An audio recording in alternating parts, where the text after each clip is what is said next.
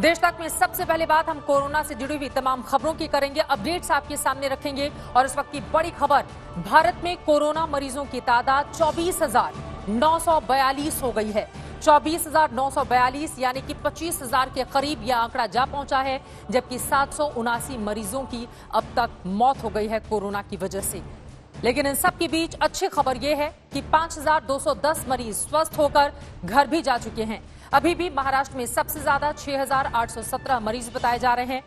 दूसरी अहम खबर यह है कि आईसीएमआर ने रैपिड एंटीबॉडी टेस्टिंग किट पर अगले आदेश तक के लिए रोक लगा दी है। हम आपको बता दें कि राजस्थान, बंगाल, पंजाब समेत कई राज्यों ने टेस्टिंग किट की गुणवत्ता पर सवाल खड़े किए थे। इसी वजह से आईसीएमआर की ओर से लिया गया है ये बड़ा फैसला। वहीं देश में कोरोना से अब तक 18,953 लोग बीमार हैं। जो एक्टिव केस हैं ये उनकी तादाद है, जबकि कोरोना के अब तक कुल 24,942 केस सामने आ चुके हैं, जबकि 5,209 अभी जो आंकड़ा हमारे पास आया है ये आंकड़ा बढ़ गया है। 5,210 मरीज ठीक हो चुके हैं, जबकि 6,817 मरीज महाराष्ट्र में। सबसे ज्यादा कोरोना संक्रमितों का आंकड़ा अगर किसी एक राज्य में है तो वो यही राज्य है। और इसी वजह से अब एक एक करके जो बड़ी खबरें हैं कोरोना से जुड़ी हुई, उसके बारे में जल्दी से आपको हम जानकारी दे देते हैं कुछ महत्वपूर्ण ग्राफिक्स के जरिए, जो आपके लिए जानना बेहद जरूरी है। सबसे पहले आप देखिए महाराष्ट्र में मरीजों की तादाद 6,817 तक जा पहुंची है, जबकि 301 मौत का मामला अकेले महाराष्ट्र राज्य से ही सामने आया है। और महाराष्ट्र में सबसे ज्यादा परेशानी का सबब बना हुआ है मुंबई। गुजरात में आंकड़ा 2,815 तक जा पहुंचा है, जबकि 127 लोगों की मौत हुई है।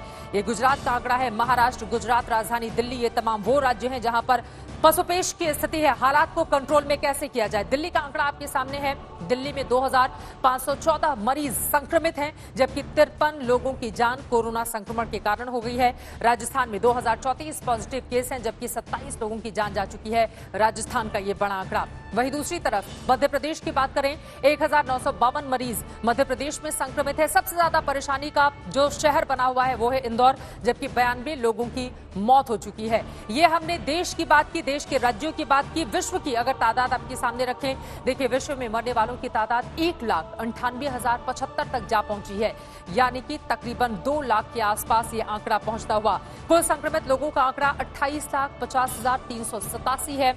28,50,000 को आंकड़ा क्रॉस कर चुका है संक्रमण के मामले में। अमेरिका में सबसे ज्यादा 52,217 लोगों की जान गई है। सबसे ज्यादा परेशान इस वक्त अगर कोरोना के कारण कोई देश है तो वो है अमेरिका। उसके बाद इटली, जहां पर मरने वालों का आंकड़ा 25,969 तक इटली में जा पहुंचा है। इटली के बाद बारी आती है स्पेन की। स्पेन में 22,524 मरीजों ने दम तोड़ा है। तो देश और दुनिया की हमने बात की है कि देश में स्थिति इस वक्त क्या बनी हुई है, जबकि दुनिया भर के अलग अलग हिस्सों की तस्वीर भी हमने आपको दिखाई और ये बताया कि अमेरिका कैसे परेशान है। इटली और स्पेन में भी पसोपेश की स्थिति, आंकड़ा लगातार बढ़ता हुआ। वहां की सरकारें घुटनों के बल ऐसा लग रहा है कि बैठी हुई हैं। इन सब के बीच देश की बात करें तो केंद्र सरकार ने लॉकडाउन के नियमों में कुछ ढील का आदेश दिया है। इसके तहत वो इलाके जो हॉटस्पॉट से बाहर हैं, वहां जरूरी सामानों की दुकानों के साथ ही साथ दूसरी दुकानें भी खोली रखी जाएंगी। लेकिन इस आदेश से भारी कंफ्यूजन फैल गया है। अलग अलग शहरों में दुकानें खोल दी गई हैं। हालांकि गलती का एहसास होते इन्हें फिर से बंद भी करवा दिया गया है। देखिए,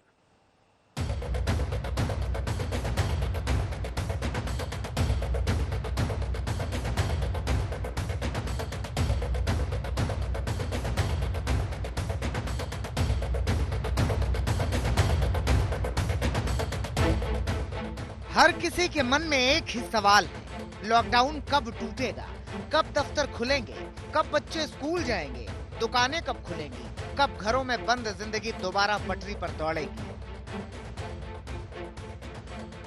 30 दिन लॉकडाउन में घरों में रहने वाले उकता गए, लेकिन ना तो कोरोना से जंग खत्म हुई है और ना ही खतरा ही कम हुआ है। हर रोज मरीज बढ़ रहे हैं, लिहाजा सब कुछ खोलना बड़े खतरे को न्योता देने जैसा है। यही वजह है कि सरकार फूंक फूंक कर कदम उठा रही है। एक बड़ा कदम उठाते हुए गृह मंत्रालय ने कुछ शर्तों के साथ जरूरी सेवा को छोड़कर दूसरी दुकानों को खोलने के आदेश दिए। आदेश स्पष्ट था, लेकिन असमंजस फैला। राजधानी दिल्ली के अलग अलग इलाकों में दुकानें खुलने लगी। दिल्ली के भोगल में कई दुकानों से शटर उठ गए। दिल्ली के अमर कॉलोनी में भी दुकानें खुल गई। दिल्ली के दल्लूपुरा इलाके में जनता मार्केट खुल गया। दिल्ली के उत्तम नगर में दुकानें खुल गई। स्टेशनरी और कुछ जगहों पर मिठाई की दुकानें भी खोल दी गई। सबको यही लगा कि केंद्र सरकार ने सभी दुकानें खोलने के आदेश दे दिए हैं। हालांकि बात समझ में आई तो कई जगह दुकानों के शटर फिर गिर गए। जो गाइडलाइंस जारी की गई हैं, उन गाइडलाइंस के मुताबिक मार्केट एरिया की शॉप्स को नहीं खोला जा सकता है। Non essential services rural areas में, रेजिडेंशियल कॉम्प्लेक्सेस में खोली जा सकती है। अर्बन एरियाज की अगर हम बात करें तो अर्बन एरियाज में जो शॉप्स हैं, मार्केट कॉम्प्लेक्सेस नहीं खोलेंगे। मुंबई कोरोना से सबसे ज्यादा प्रभावित है, खौफ भी यही सबसे ज्यादा है, लिहाजा यहाँ जरूरी सेवा को छोड़कर बाकी सब कुछ बंद रहा। सेंट्रल गवर्नमेंट ने लॉकडाउन की तरफ कुछ नरमी बरती है और कुछ रिलैक्सेशंस का अनाउंसमेंट किया है, पर यह भी कहा है कि हर स्टेट गवर्नमेंट का खुद का ये डिसीजन होगा कि उनको इम्प्लीमेंट करना है कि नहीं, ये देखते हुए कि वो स्टेट कितने केसेस से डील कर रहा है। नए आदेश के बाद राजस्थान के जयपुर में कुछ दुकानें खुली दिखी, लेकिन ग्राहक बेहद कम है। लोग एहतियात बरत रहे हैं। बाजार में पहले की तरह चहल पहल तो नहीं है, लेकिन लोग धीरे धीरे घरों से बाहर निकल रहे हैं। इस तरह से कई दुकानें आपको खुली हुई दिख जाएंगी। इसमें ज्यादातर दुकानें हालांकि इलेक्ट्रिक की ही खुली हुई हैं। हालांकि कोलकाता में जरूरी सामानों के अलावा बाकी दुकानें नहीं खोली जा रही हैं। गुवाहाटी में भी यही हाल दिखा। चंडीगढ़ और गुरुग्राम में भी कुछ दुकानें खुली हुई नजर आईं। दूसरी तरफ मध्य प्रदेश के कटनी में हैरतअंगेज मंजर दिखा। दुकान खोलने को लेकर ऐसा भ्रम फैला कि लोगों की भारी भीड़ सड़क पर उतर आई। इस आदेश को लॉकडाउन खत्म होने जैसा ही समझ लिया गया, जबकि गृह मंत्रालय का आदेश साफ है। कानूनी जानकार भी ये बोल रहे हैं कि राज्यों में दुकानें खुलेंगी या नहीं, इस पर आखिरी फैसला राज्य सरकारों को लेना है। आज तक ब्यूरो। देश में सशर्त शर्तों के साथ दुकान खोलने की इजाजत दी गई है। अब आगे बढ़ते हुए आपको बताते हैं कि दरअसल गृह मंत्रालय के आदेश में क्या है। सबसे पहले ये समझिए कि आदेश के बाद वो कौन सी दुकानें हैं जो खुली रह सकेंगी। आदेश के तहत देखिए हम आपको दिखाएंगे क्या खुला रहेगा। ग्रामीण इलाकों की सभी दुकानें खोलने की अनुमति दे दी गई है। शर्त जिन दुकानों के लिए है, दुकान में आधा स्टाफ ही काम कर सकेगा, यानी कि वहां पर भीड़ भाड़ नहीं होनी चाहिए। सभी लोग मास्क लगाकर सोशल डिस्टेंसिंग का पालन करते हुए अब दुकान खोलने के बाद बेहद जिम्मेदारी से एहतियात बरतते हुए कामकाज को आगे बढ़ाएंगे। ये तमाम वो शर्तें हैं जो हम आपको दिखा रहे हैं। शहरी क्षेत्रों के स्टैंड अलोन दुकान खोली जाएंगी, जबकि हर स्टाफ के लिए मास्क लगाना अनिवार्य कर दिया गया है। मास्क पहनना अनिवार्य है। कई राज्यों ने तो हर किसी के लिए घर से बाहर निकलते ही आपको मास्क लगाना होगा, तो हर स्टाफ के लिए मास्क लगाना बेहद जरूरी है। शहरों के रिहायशी इलाकों की दुकानें खोलने को मंजूरी मिल गई है। सोशल डिस्टेंसिंग का पालन इन तमाम लोगों को करना होगा। जिन जिन शर्तों का पालन करना है दुकानदारों को या फिर उसमें काम करने वाले लोगों को, उनके बारे में हम आपको जानकारी दे रहे हैं। सोशल डिस्टेंसिंग का पालन करना होगा, मास्क से फेस को कवर करके रखना होगा। आवासीय परिसर में स्थित दुकानों को खोलने की अनुमति है, जबकि सोशल डिस्टेंसिंग का पालन करना अनिवार्य है। बार बार इसकी भी जानकारी सरकार की ओर से साझा की गई है। तो ये महत्वपूर्ण बातें हम आपको बता रहे हैं। क्या बंद रहेगा ये जानना उससे भी ज्यादा जरूरी है। देखिए, हॉटस्पॉट की दुकानें बंद रहेंगी। Shopping complex, shopping mall, cinema hall, ये सब कुछ बंद रहेगा। इसको खोलने की इजाजत सरकार की ओर से नहीं दी गई है। शॉपिंग कॉम्प्लेक्स बंद रहेंगे, जितने भी शॉपिंग मॉल हैं वो बंद रहेंगे। सिनेमा हॉल को भी अभी बंद रखा जाएगा अगले आदेश तक, जब तक कोई नया आदेश इसको लेकर नहीं आ जाता है। ये महत्वपूर्ण जानकारी है, क्योंकि आपको बता दें जब आदेश आया उसके बाद अफरा तफरी में कई जगहों पर ऐसी भी दुकानें खोल दी गई जिनको खोलने की इजाजत नहीं थी। इसके अलावा gym, sports club, swimming pool, theatre, इसको बंद रखने का फैसला अभी किया गया है। यानी कि ये चीजें न जिम खुलेंगे, न स्पोर्ट्स क्लब खुलेंगे, स्विमिंग पूल को भी बंद रखा जाएगा। बार, शराब की दुकानें, गुटखा, तंबाकू की बिक्री को भी पूरी तरह से बैन रखा गया है। नए आदेश में इन तमाम जगहों को राहत नहीं दी गई है। इन तमाम सामानों की बिक्री पर अभी रोक रहेगी। और अब 10 राज्यों में कोरोना की क्या स्थिति है उस पर भी जल्दी से एक नजर डाल लेते हैं। देखिए, महाराष्ट्र में 6,817 सबसे ज्यादा मामले, 301 लोगों की जान चली गई है। अगला राज्य जल्दी करके हम महाराष्ट्र और उसके बाद बारी आ जाती है गुजरात की। गुजरात में 2,815 संक्रमित मामले, 127 लोगों की मौत हो गई है। गुजरात के बाद राजधानी दिल्ली की बारी आती है। 2,514 लोगों की जान गई है। 53 मौत का मामला राजधानी से सामने आया है। उसके बाद अगला राज्य राजस्थान, 2,034 संक्रमित केस अभी तक राजस्थान से 27 लोगों की यहां पर मौत हुई है। मध्य प्रदेश में 1,852 संक्रमित केस आए हैं। 92 लोगों की जान मध्य प्रदेश में चली गई है। इसके अलावा उत्तर प्रदेश 1,621 मामले सामने आए हैं। 25 लोगों की जान उत्तर प्रदेश में जा चुकी है। अलग अलग राज्यों से जो स्थिति, जो आंकड़े निकलकर सामने आए हैं वो आप तक हम पहुंचा रहे हैं। तमिलनाडु 1755 संक्रमित केस, कुल 22 मौतें यहां पर हो चुकी हैं। आंध्र प्रदेश में 1,061 संक्रमित, 31 लोगों की जान आंध्र प्रदेश में कोरोना की वजह से गई है। जबकि तेलंगाना में 984 केस सामने आए हैं, 26 लोगों की मौत हुई है। तो राज्यों में जो स्थिति है उसके बारे में हमने आपको जानकारी दी। सबसे ज्यादा परेशानी महाराष्ट्र, गुजरात, राजधानी दिल्ली के लिए टॉप 3 ये राज्य हैं, उनमें भी महाराष्ट्र की स्थिति सबसे ज्यादा परेशान करने वाली है। वहीं राजधानी दिल्ली की बात करें तो दिल्ली में कोरोना वायरस से संक्रमण के कुल मामले बढ़कर 2,500 से ज्यादा पहुंच गए हैं। राजधानी के 92 इलाके हॉटस्पॉट घोषित कर पूरी तरह से सील कर दिए गए हैं। वहीं दिल्ली में पुलिस और स्वास्थ्य कर्मियों के संक्रमण की चपेट में आने के केस लगातार बढ़ते जा रहे हैं।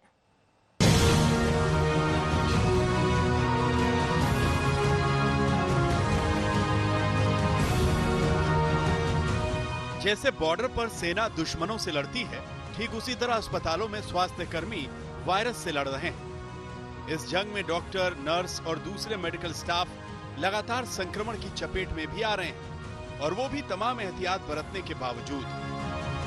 दिल्ली के बाबू जगजीवन राम अस्पताल में 15 स्वास्थ्य कर्मी कोरोना पॉजिटिव पाए गए। इससे पहले इसी अस्पताल में 14 केस मिले थे, यानी अब तक इस अस्पताल में 29 स्वास्थ्य कर्मी वायरस के संक्रमण के शिकार हो चुके हैं। बाबू जगजीवन राम अस्पताल दिल्ली के कोरोना हॉटस्पॉट जहांगीरपुरी में है। इस इलाके से पहले ही 89 कोरोना पॉजिटिव मरीजों की पहचान हो चुकी है। जिस तरीके से अस्पताल के जो स्टाफ कोरोना के शिकार हो रहे हैं, वो एक चिंता का सबब बना हुआ है। हालांकि तमाम कोशिशें जो हैं वो की जा रही हैं। इन स्टाफ के संपर्क में जो लोग भी थे उन्हें क्वारंटाइन होने के लिए कह दिया गया है। दिल्ली की सड़कों पर व्यवस्था बनाने वाले पुलिस के जवान भी संक्रमण से बच नहीं सके हैं। दिल्ली के अलीपुर में एक हेड कांस्टेबल के संक्रमित होने पर थाने के 11 पुलिस कर्मियों को क्वारंटीन में भेज दिया गया है।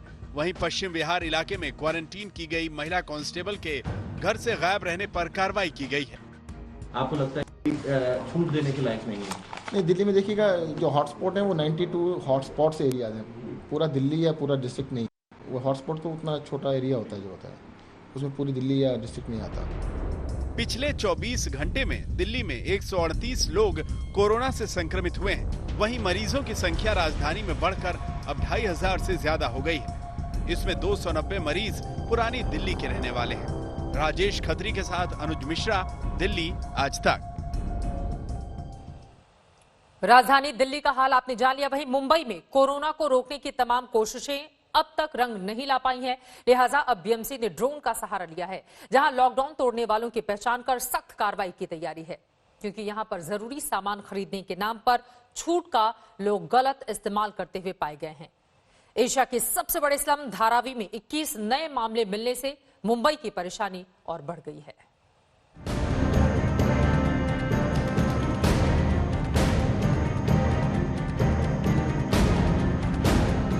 लॉकडाउन का 1 महीना पूरा होने के बाद भी कोरोना का कोहराम कम होने का नाम नहीं ले रहा।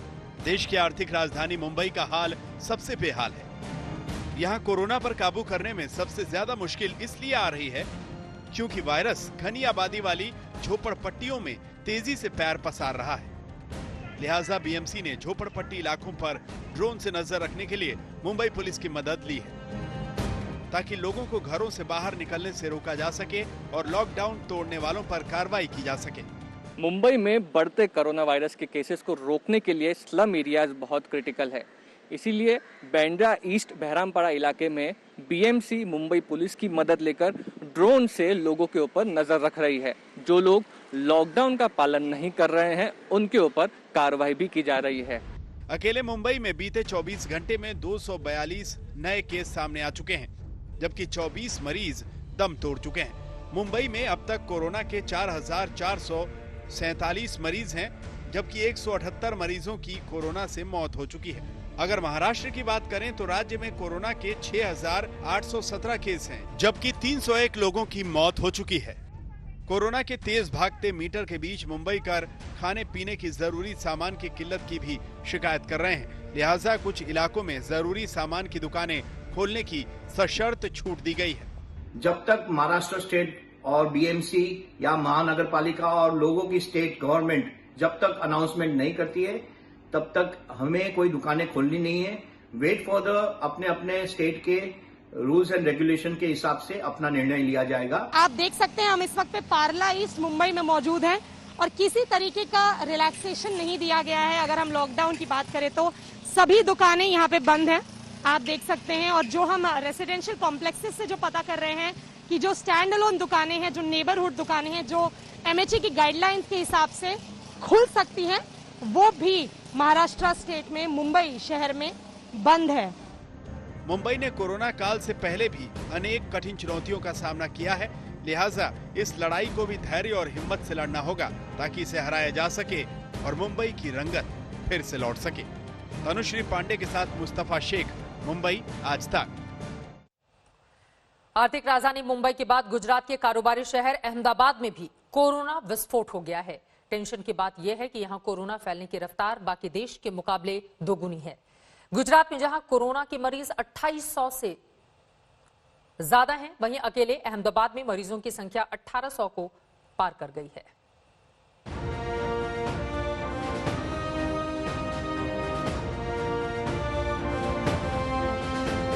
बीते कुछ दिनों में कोरोना वायरस ने गुजरात की टेंशन डबल कर दी है। सूबे के सबसे बड़े शहर अहमदाबाद में कोरोना मीटर तेजी से भाग रहा है।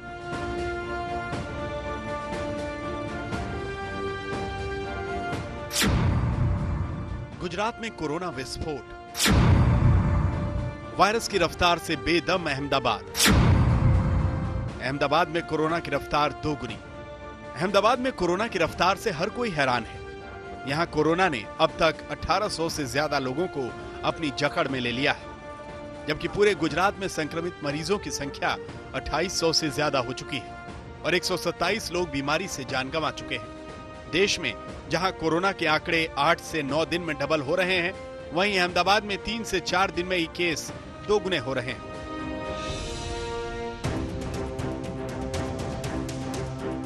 यहां सब्जी वाले और घर घर राशन पहुंचाने वालों के संक्रमित होने से प्रशासन के सामने सबसे बड़ी चुनौती है। कोरोना से सबसे ज्यादा प्रभावित पुराना अहमदाबाद है। यहाँ की घनी आबादी वाले जमालपुर, दानी लिमड़ा, बहरामपुर, दरियापुर और खड़िया जैसे इलाकों में खतरा सबसे ज्यादा है, जबकि 15 अप्रैल से ही इन इलाकों में कर्फ्यू लागू है।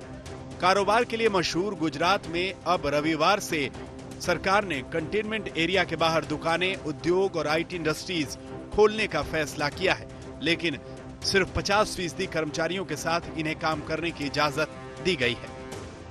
आहिस्ता आहिस्ता देश का पूरा ये जो कॉमर्शियल सेक्टर है वो भी गति में आए, इसके लिए भारत सरकार जिस प्रकार से मंजूरी देती है उस प्रकार से हम उसको अमल में लाते हैं। वहीं सरकार ने सूरत में फंसे दूसरे राज्यों के मजदूरों को वापस जाने की इजाजत दे दी है, लेकिन उन्हें सोशल डिस्टेंसिंग और लॉकडाउन का पालन करना होगा। अहमदाबाद से गोपी घांगर के साथ आज तक ब्यूरो।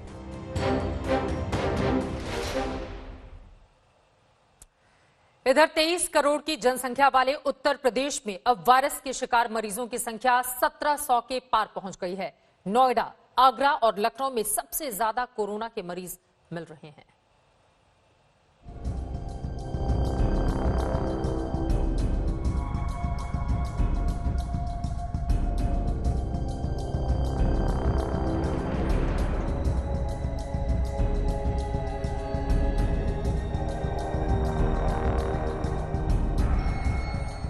नोएडा, लखनऊ और आगरा अब भी वायरस हॉटस्पॉट वाला इलाका बना हुआ है। इन तीनों जिलों में मरीजों की संख्या लगातार बढ़ती जा रही है। कभी ये कम होता दिखता है तो कभी अचानक से तेजी नजर आती है। आगरा में अब तक 358 कोरोना संक्रमित मरीज हैं। पिछले 24 घंटे में 23 नए कोरोना मरीजों की पहचान हुई है। वहीं नोएडा में अब कोरोना मरीजों की तादाद 110 पहुंच गई है। आज सेक्टर 45 इलाके में एक मरीज का टेस्ट पॉजिटिव निकला। उत्तर प्रदेश की राजधानी लखनऊ में कोरोना से संक्रमित मरीजों की संख्या 200 के आंकड़े तक पहुंचने वाली है। पिछले 24 घंटे में 20 नए मरीजों की पहचान हुई है। पूरे यूपी की बात करें तो 24 घंटे में 157 नए मरीजों की पहचान हुई। सूबे के 57 जिलों में 1778 मरीज वायरस के संक्रमण की चपेट में आ चुके हैं। 57 जिलों से अभी तक कुल 1778 इन्फेक्शन के प्रकरण सामने आए हैं, 1778, जिनमें से 248 लोग पूर्णतः उपचारित होकर वापस अपने घर जा चुके हैं। 248 पूर्णतः उपचारित होकर डिस्चार्ज हो चुके हैं। 26 लोगों की दुर्भाग्यपूर्ण मृत्यु हुई है। अच्छी बात यह है कि संक्रमण में आए 57 जिलों में से 10 अब कोरोना के संक्रमण से मुक्त हो गए हैं। सरकार की पूरी कोशिश संक्रमण के फैलाव को रोकना है और ये फिलहाल सोशल डिस्टेंसिंग और लॉकडाउन से ही मुमकिन है। लखनऊ से कुमार अभिषेक और शिवेंद्र श्रीवास्तव के साथ अरविंद शर्मा, आगरा, आज तक। वहीं लॉकडाउन का असर अब नौकरियों पर भी पड़ने लगा है। यूपी सरकार ने सरकारी कर्मचारियों और पेंशन भोगियों के महंगाई भत्ते यानी डीए पर पूरी तरह से रोक लगा दी है। यूपी सरकार ने 6 तरीके के भत्ते पर रोक लगाई है। हम आपको एक एक करके दिखा भी रहे हैं। कर्मचारियों पेंशनधारियों का महंगाई भत्ता, सचिवालय भत्ता जिस पर रोक लगाई गई है। यूपी के 16 लाख कर्मचारियों पर इसका सीधा असर देखा जाएगा। पुलिस भत्ते पर भी रोक लगा दी गई है। महंगाई भत्ते के अलावा ये तमाम दूसरे भत्ते हैं जिन पर रोक लगाई गई है। अवर अभियंता का विशेष भत्ता भी रोक दिया गया है। पीडब्ल्यूडी में रिसर्च भत्ते को भी रोका गया है। यह निर्णय योगी सरकार की ओर से किया गया। 16 लाख लोगों पर इसका सीधा असर। सिंचाई विभाग में आईएनपी भत्ता, अर्दली भत्ता को रोका गया है। 1 जनवरी जून से 2021 तक के लिए इस डीए पर रोक लगाई गई है। लॉकडाउन के असर की वजह से यह बड़ा निर्णय लिया गया है योगी सरकार की ओर से। हालांकि इसको लेकर विपक्षी उन पर निशाना भी साध रहे हैं। उधर देश में रैपिड एंटीबॉडी टेस्ट पर सरकार ने अगले आदेश तक के लिए रोक लगा दी है। हालांकि सरकार ने इसका कोई कारण अभी तक बताया नहीं है। पहले सरकार ने 2 दिन के लिए रोक लगाई थी, जिसकी समय सीमा आज खत्म हो गई। इस बीच आईसीएमआर ने 8 राज्यों में सर्विलांस का काम पूरा कर लिया है, जिसके नतीजे जल्द ही जारी करने की बात कही जा रही है।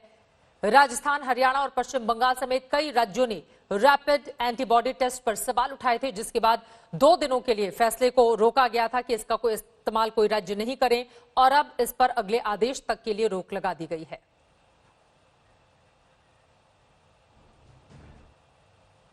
वहीं कुछ नासमझ और लापरवाह लोग लॉकडाउन तोड़ने में अपनी बहादुरी समझते हैं। देश के अलग अलग हिस्सों में पुलिस की तमाम सख्ती के बावजूद लोग सड़कों पर निकल रहे हैं, लॉकडाउन की धज्जियां उड़ा रहे हैं।